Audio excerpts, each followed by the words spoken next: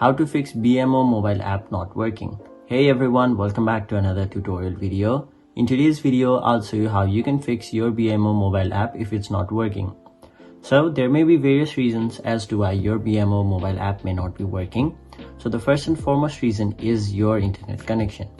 Now, since BMO mobile app uses internet connection, sometimes if you don't have a stable internet connection, your app will simply not work. So first of all, make sure you have a stable internet connection, and maybe you can try switching from your mobile data to your Wi-Fi and from your Wi-Fi to your mobile data.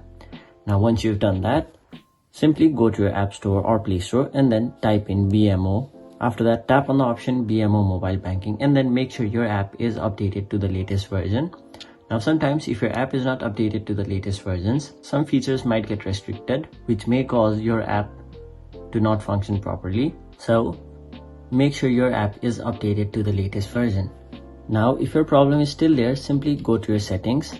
After that, general storage, and then search for the BMO app. Now simply offload the BMO app and then reinstall it.